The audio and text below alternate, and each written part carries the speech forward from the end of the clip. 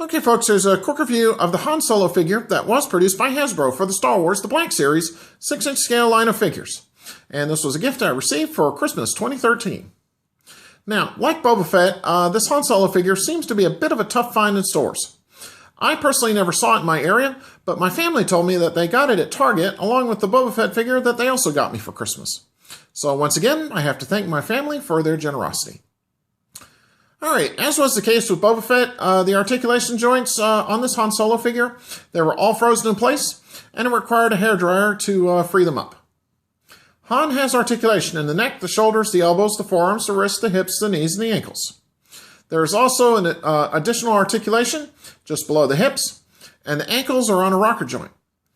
Han's head also turns 360 degrees, and it moves up and down. And his knees are also double jointed. So, it goes without saying that the posing options are quite numerous on this figure. Now, facially, I think it's just an okay representation of Harrison Ford. And to be honest, I'm just not terribly impressed by it. I also feel that this Han Solo figure is a bit on the skinny side, as Han always appeared to be a bit bigger than he's presented here in this figure representation. I will say that this Han Solo figure does stand pretty well without a figure stand, but I wish Hasbro had seen fit to include one in the package just the same. I also felt that the back of his vest wasn't done correctly.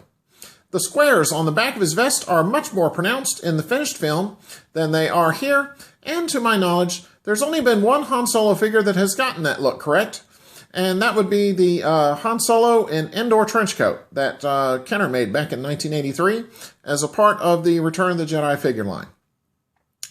That being said, the vest that you see on this figure is removable, but I feel that the figure looks better with it on, so that's how it's going to stay in my collection.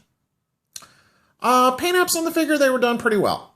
I found one minor error where his right eyebrow had a spot above it, but there were no other errors to speak of.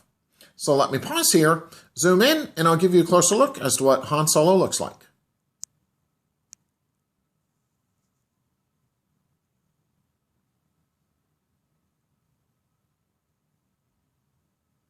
Okay.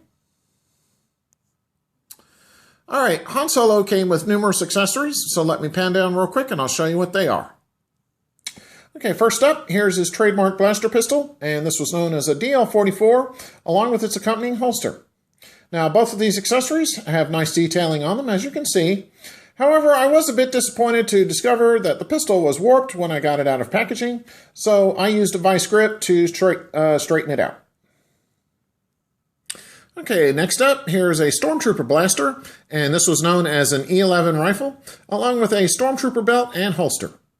And we saw Han wearing this during his adventure on the Death Star in Star Wars.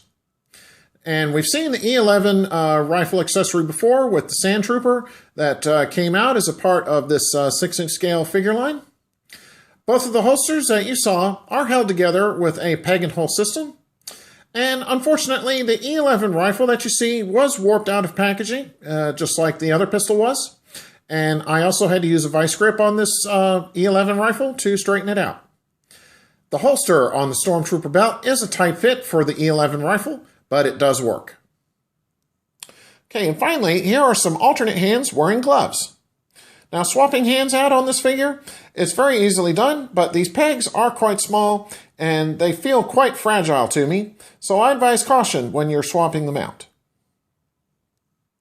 Okay, what I'll do now is a quick 360 of Han Solo for you, and let you see what he looks like from all sides. So here we are from the front.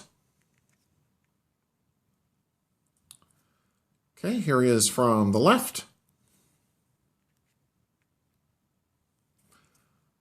Here he is from the rear.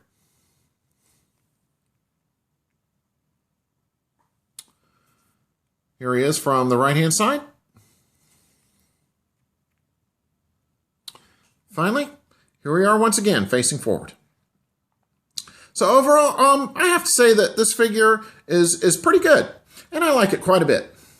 The paint apps were done pretty well on this figure, with the exception of the right eyebrow mishap. And the included accessories that you saw, they were numerous, and I thought Hasbro made a good decision in choosing to include them all in this package instead of possibly having to buy the figure over again so that we could have all the accessories. Now, the complaints that I do have about this figure are that it's a little bit too skinny for me.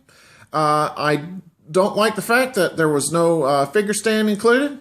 And I also didn't like that the back of his vest wasn't done as well as I felt that it should have been. But that being said, I still feel that this Han Solo figure should get a great recommendation.